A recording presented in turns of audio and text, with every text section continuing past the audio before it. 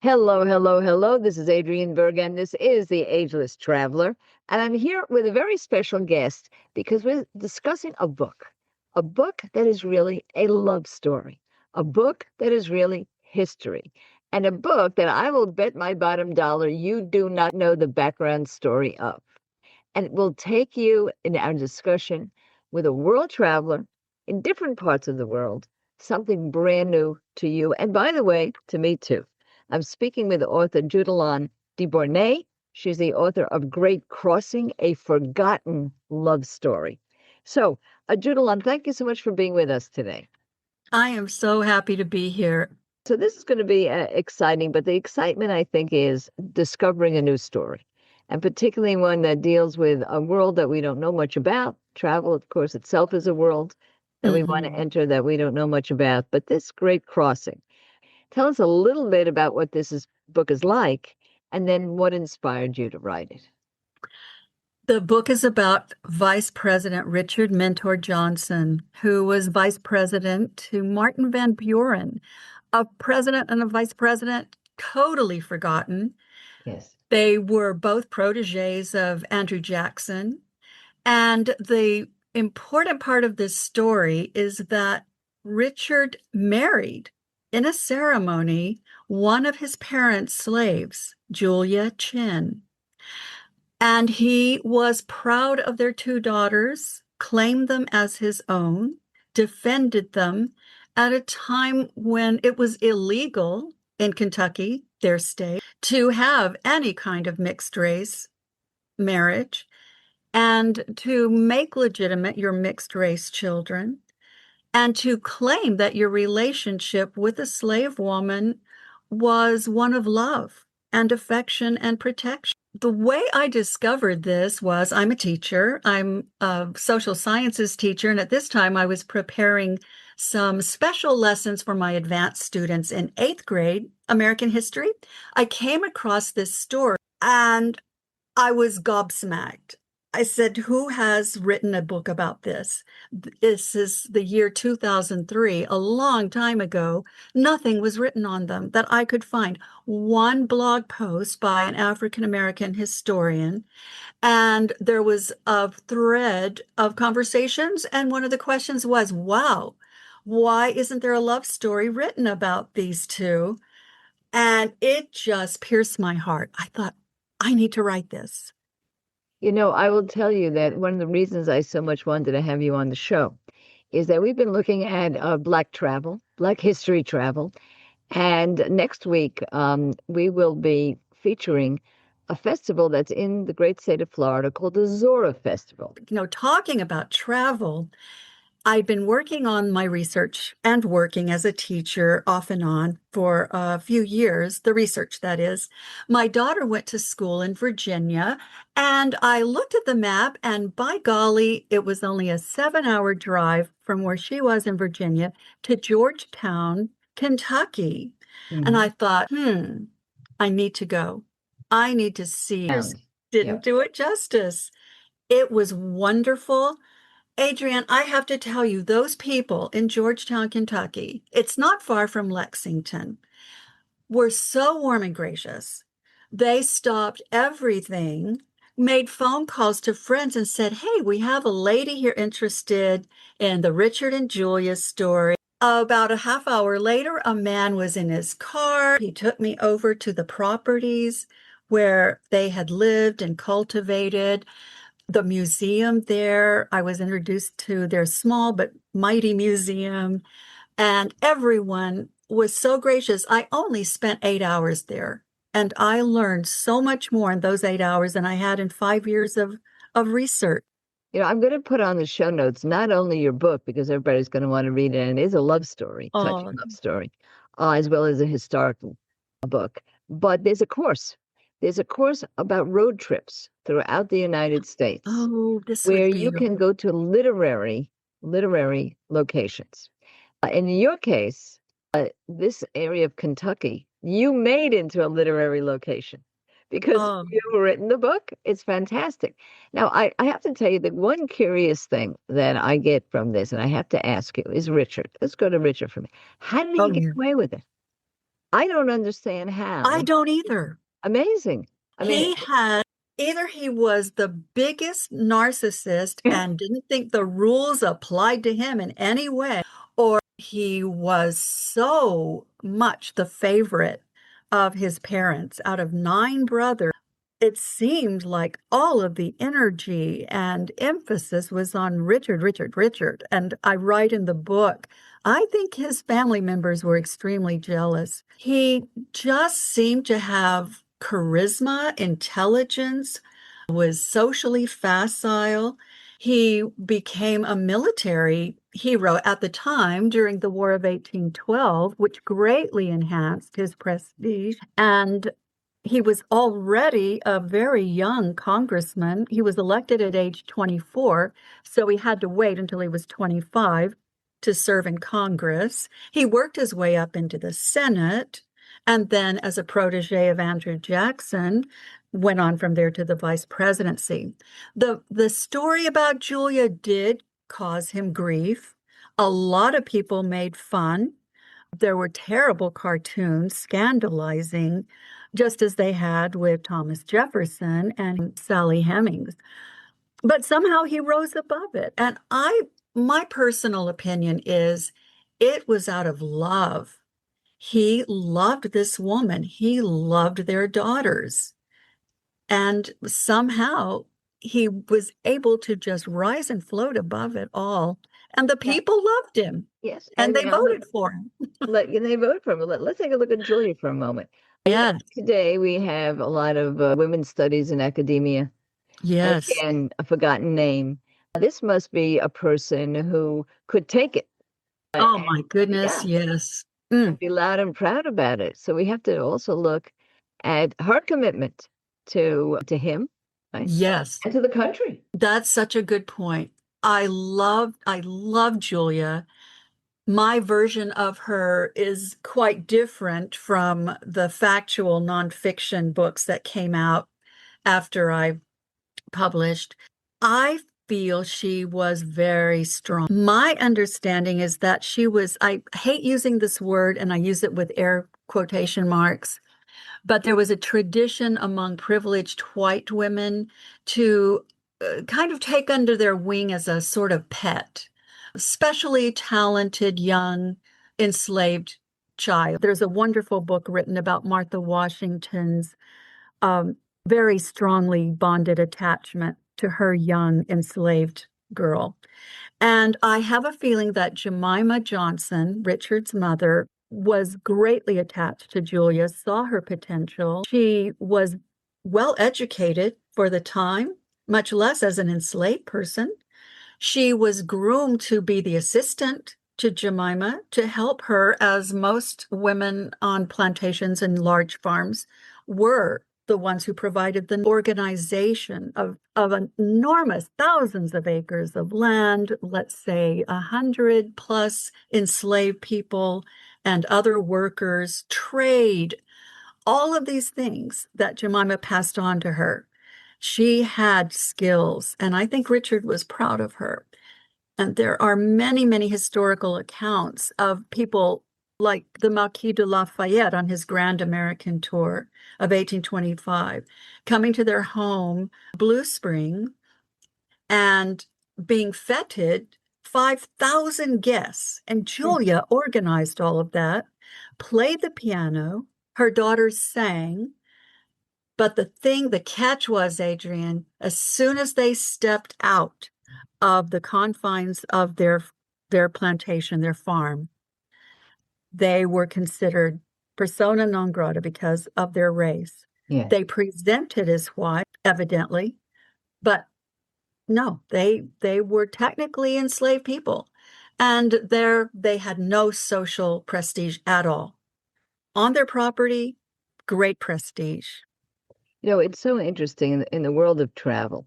There is a battle, and a lot of people listening don't know about this battle.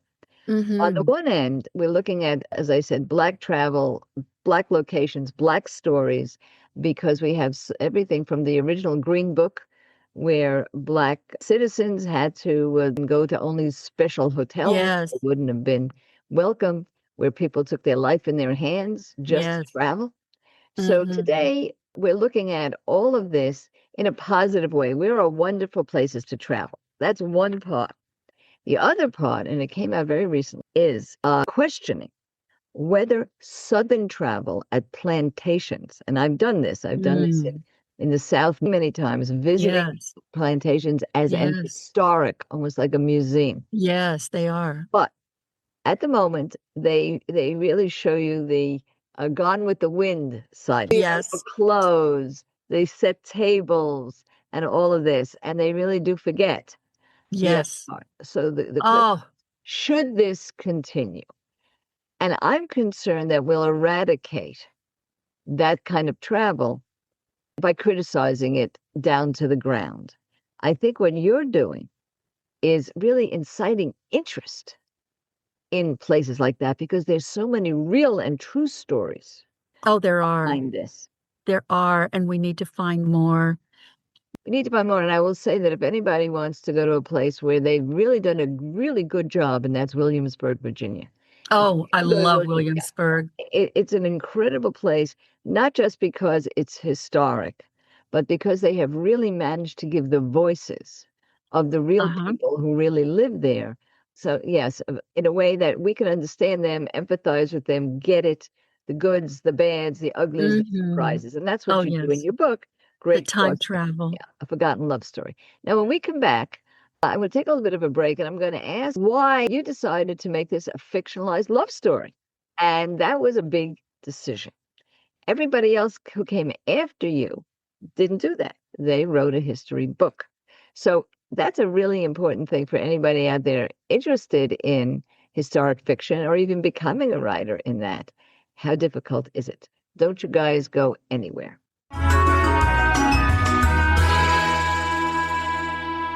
Do you love national parks as I do?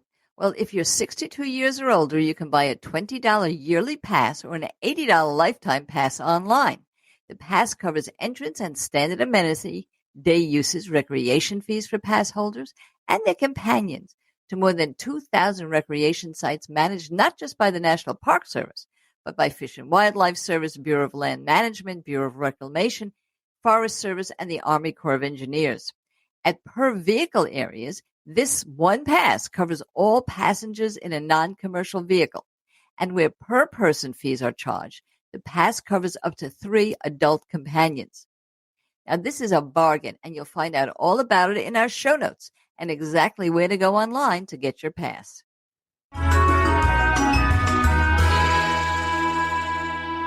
We're back here. We're back with Judalon de Bornay, and she has already given us a great place to visit in Kentucky. You're going to have all the information about the museums there so that you can unpack the surroundings of this story, particularly on a great road trip, which might be a wonderful thing to do.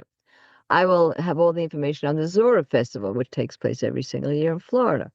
But the book itself, Great Crossing, A Forgotten Love Story, is a fiction book and you had to make that decision. What brought you to that? And to what extent did you struggle with authenticity? Because Oh, you did have to make up some stuff. Let's face it. oh, I did. Tell us about it. I really appreciate those questions, Adrienne. And I want to say that it was not a difficult decision. It needed to be a novel. My first historical fiction novel at age 11 was Irving Stone's Love is Eternal about Abraham Lincoln and Mary Todd Lincoln. I was so upset as a child when I found out that most of this was made up. And my grandmother, whose book it was, really had to calm me down.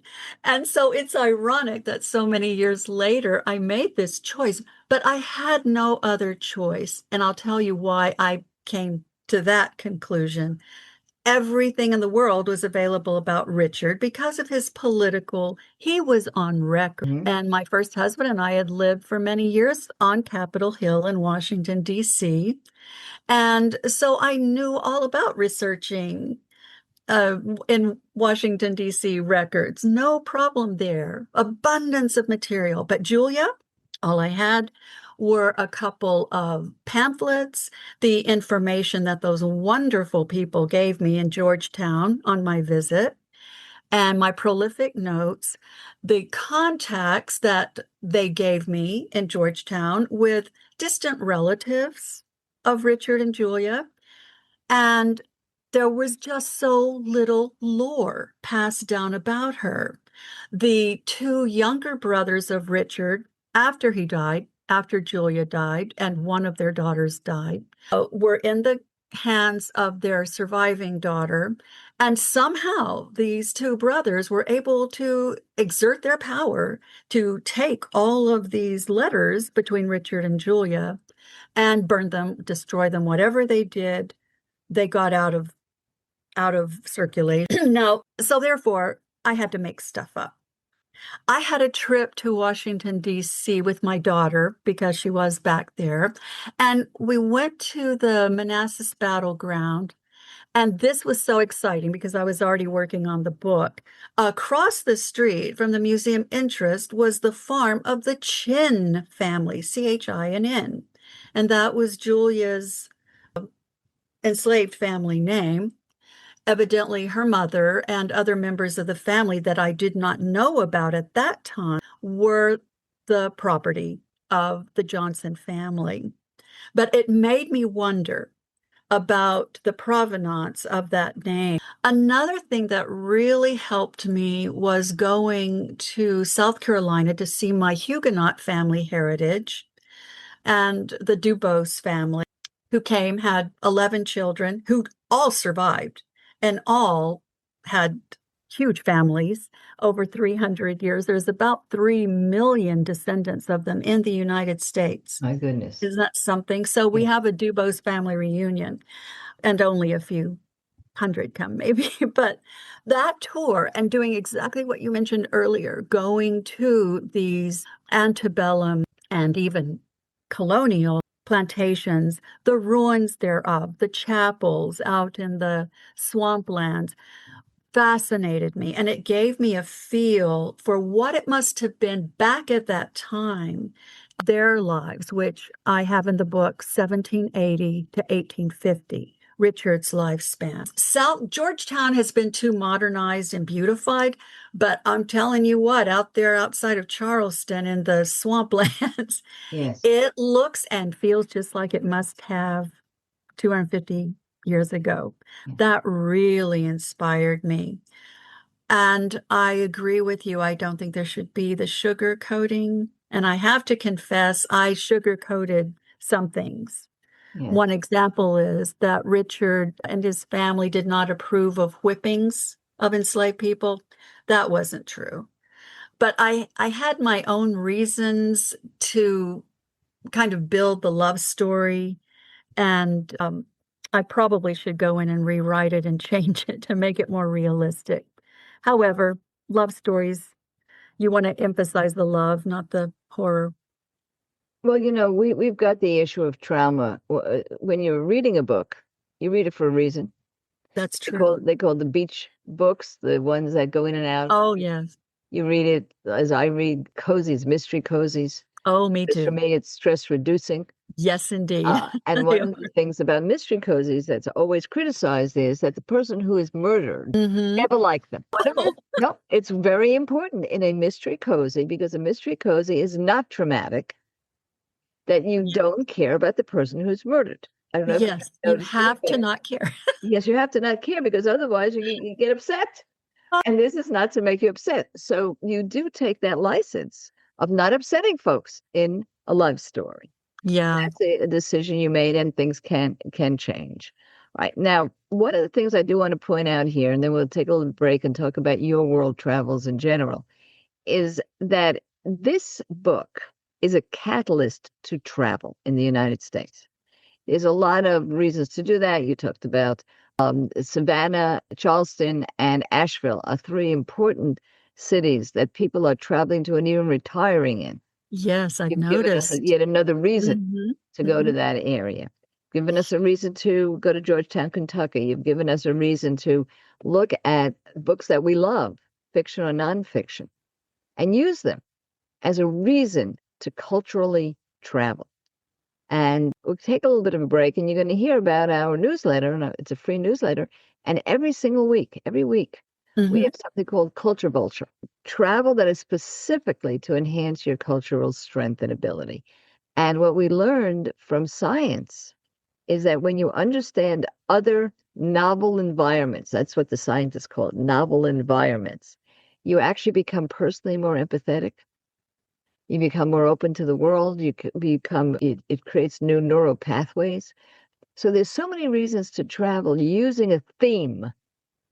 And this Yes. makes a wonderful theme. When we come back, we're going to be talking about Judalyn's in travel in general. She's very, very well traveled and places that she loves to go. So don't you guys go anywhere.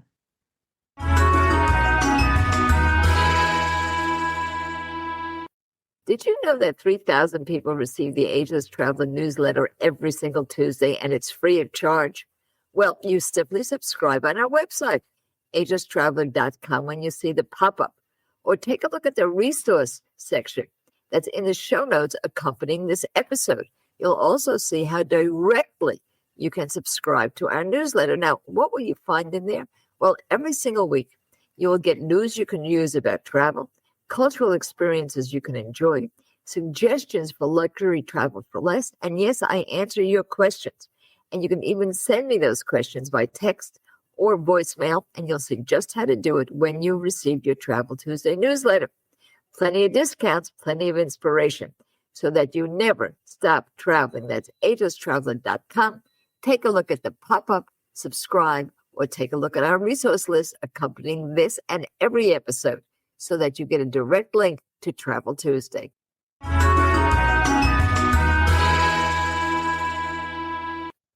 And now we're back, and we're taking a little bit more of a personal path with Judalon de Bornay, who is the author of Great Crossing, a forgotten love story, beautiful book that is also a catalyst to local travel, is also an adjunct to basically a mysterious story that very few people know about, even those who are really aficionados of Black history travel.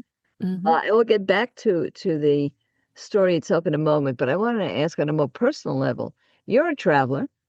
You love travel in general. What were some of your favorite places? Oh my goodness. Well, Zermatt, Switzerland. I had a mystical experience when I was 12. I had a dream about this huge white peak and a town where there were no cars. And it was my obsession at that young age. And I started looking in all the books in the library, and I found it. When the movie Close Encounters of the Third Kind came out, The first thought, it was just like that drawing on the experience. napkin. He drew a sight he saw on the napkin. That was my first thought when you said that. It's so, I love that you connected with that so well. And so as I got older, and I didn't grow up with much money, my parents were always so hardworking, but there was not a lot of money for travel, but there was plenty of room for fantasy. So at 19, I was able to go on study abroad. And my dad sacrificed everything, his car, to make that happen. I cry thinking about it. It was 50 plus years ago, and it still moves me. And I was just that much closer living in Paris to Zermatt. I starved myself, Adrienne, to afford the train ticket to get to Zermatt during spring break. When I got there, I went with a friend who happened to be a boy skier. So he was all about the skiing, but I didn't have the money for skiing. I just wandered the streets and looked and sat by the creeks of melting snow and just reveled in the idea that my dream came true. I was there. Now, between age 12 and 19 seems like 100 years. Looking back for people like you and me in our 70s, 6 years is nothing. Like nothing, exactly. But it changed my life, and it made me realize dreams can come true, and to always honor those who make them come true. So other places, I loved Paris. I've been back several times and always found new, wonderful places, hidden places to Yes. go. The crowds get greater and greater They over do. every decade. But it's the wonderful moments that you hold on to. I hold on to this memory of being there in 1981. It was autumn. I was walking down near the Tuileries Gardens, and the giant leaves were blowing in the wind. It was cold, icy cold, because I didn't bring the right clothes and I didn't have the money to buy more clothes there. Those are magical moments. Of course, it's so wonderful to see the museums and so forth, but you've got to have those magical, mystical experiences. This is actually part of our mission here because as people get older and they've been to a lot of places, they get travel burnout. Oh, they And that's, shouldn't. this is one of the reasons that we're here is to awe-inspire Oh, because good. the inspiration of awe and Yes. fear makes you live longer. It's really a health component. There's no doubt about that in my mind. But it's interesting that you relate to something that happened when you were very, very young, because so many of the people that I talk to on this show got inspired to lifelong travel when they were very, very little. And I was one of those. Oh, yeah. And there's a couple of things that happened. Yes, when I was 11, I traveled for the first time, and I tell the story about being sent to a camp in Israel, but there wasn't enough fuel to get Oh, all the no. way. So they had to stop in Paris for a week, Yemen, and Amsterdam. Isn't that a pity? So I ended up all over the world in my first trip at age 11. Wow.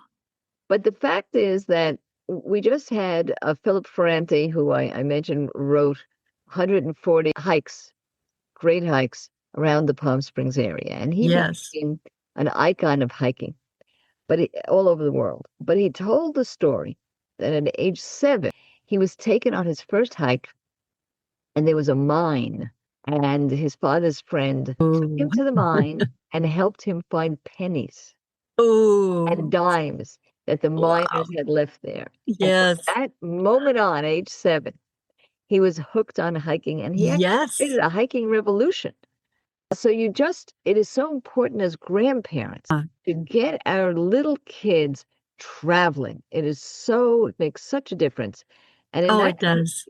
you mentioned 1983, 1954, when I was living in Brooklyn, we had our first black and white TV and Disneyland opened in California. Mm-hmm, Believe me, if mm-hmm. you're living in Brooklyn in 1954, California could be Zermatt. It could be. Could be the Yes. moon. It's that Yes. far away. Well, even in Houston, it was. It's a big deal, right?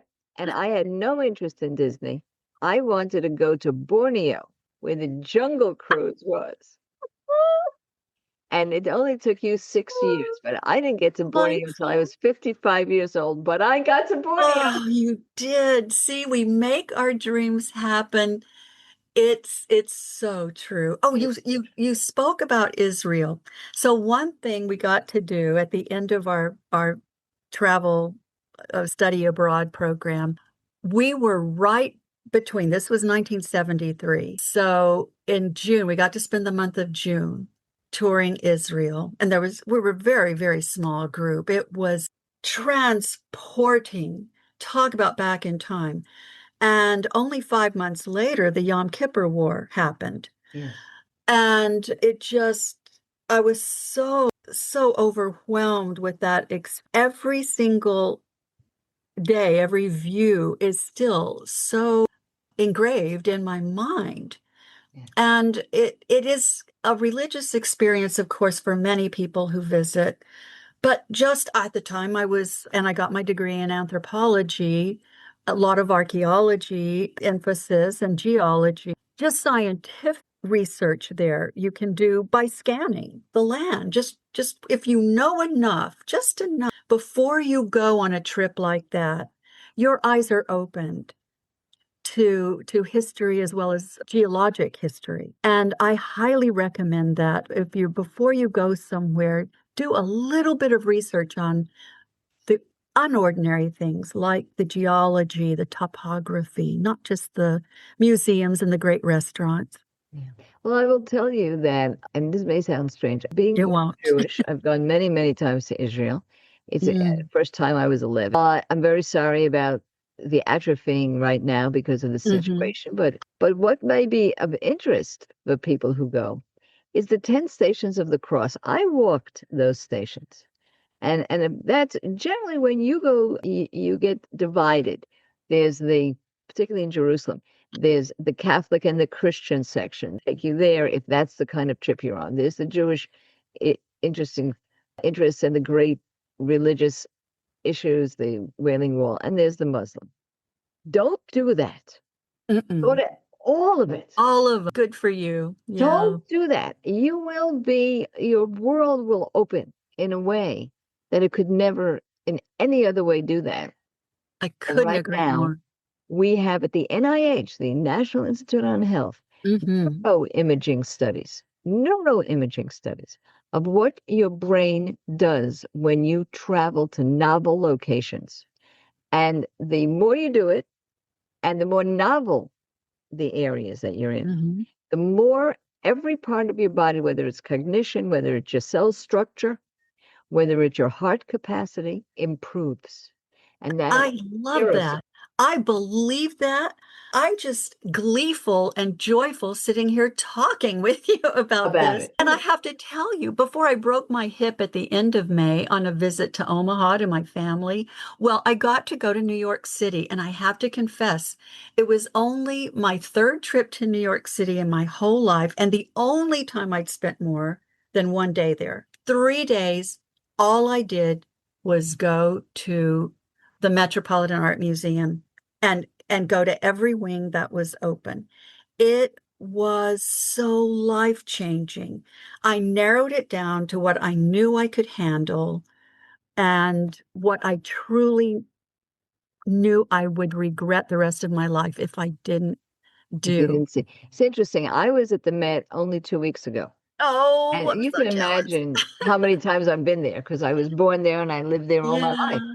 In fact, this Christmas, my gift from my son was a bracelet, which was a vintage bracelet from the Met because they sell very, very nice Yes. souvenirs. But they stopped selling that bracelet a long time ago. That's what he bought me. That's how much I love the Met. Oh, And you oh, know what? After decades of going to the Met, it never gets old. You walk never. from one world to another world, which is one, by Hmm. the way, I do like museums because, You time travel, don't you? yeah, you time travel. And every single wing is a different novel environment. It's just Oh, it is. overwhelmingly beautiful. But when we come back, I do want to talk about one other thing, and this is a little bit challenging. Okay. Julie, you're a teacher. Yes. I don't know what's happening today with your particular age group of children, Ooh. but they're definitely online. They're definitely wired. I don't know if they're seeing the world face to face or they're seeing the Mm, world on a screen. So mm. don't you guys go anywhere. I really want to see if it's good news or bad news from somebody who's on the ground.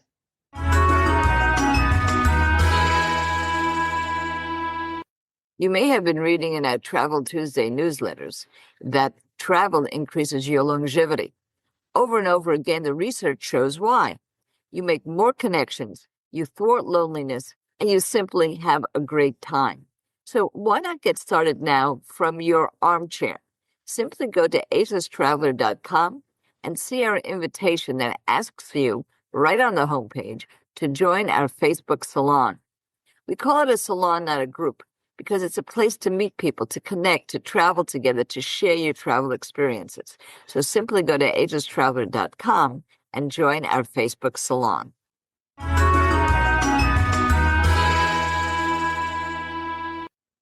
And now we're back, and frankly, we're having a terrific time. I I hope you am. guys, I hope you guys are too.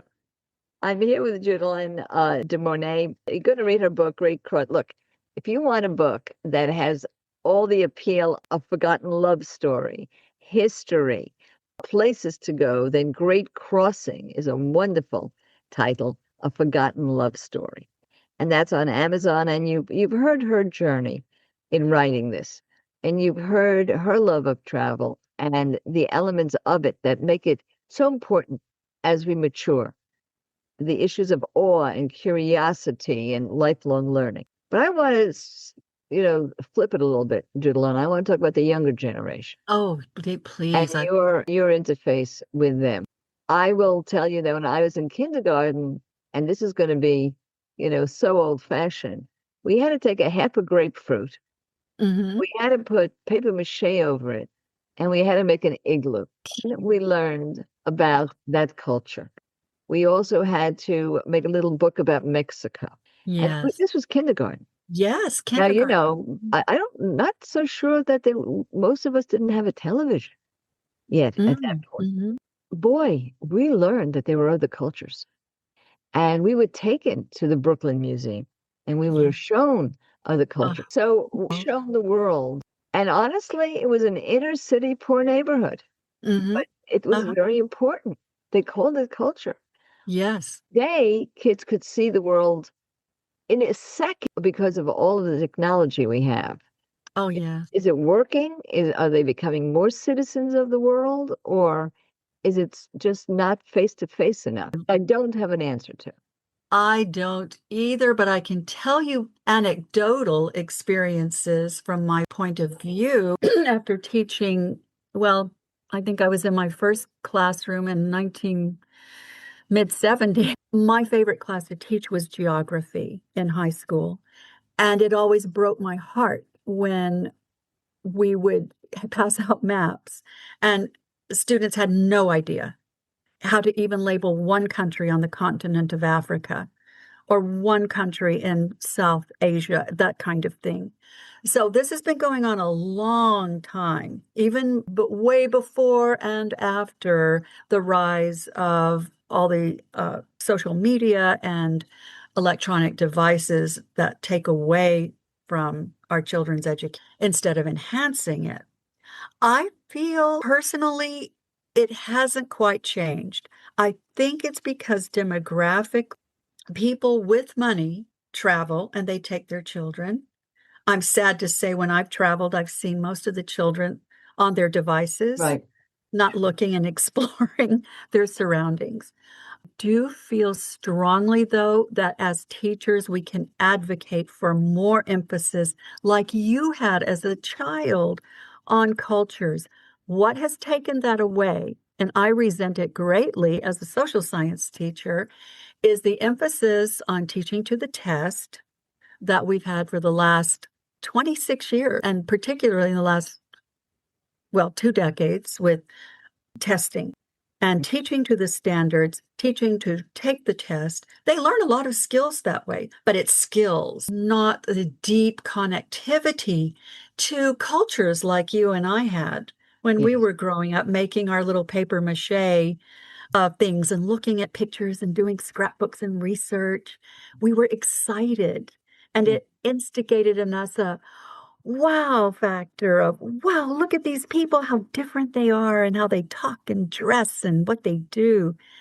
That's what got me into anthropology.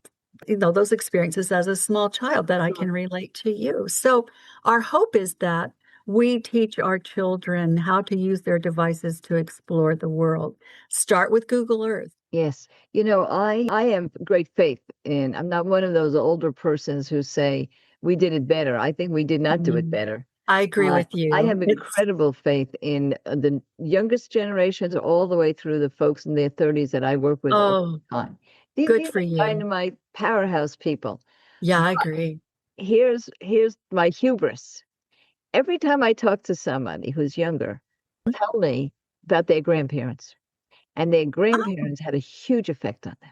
yes, Very, very positive way. And so yes. to me, I think, what can we still do? What we can still do is have grandparent power. And Oh my, yeah, so and true. it is so true. And there's so many wonderful grandparent trips, and we cover those. But every trip could be a grandparent trip. We have that power, and we can just show it through our love and enthusiasm for other people, other cultures, other places. Well, that's beautifully said, and it should be the end of our show because it's so poetic, but it's not going to Oh, be because I'm going to ask you one last question, which is, what next? Are you working on another book? I am. I am working on a historical fantasy called Presence of the Deep.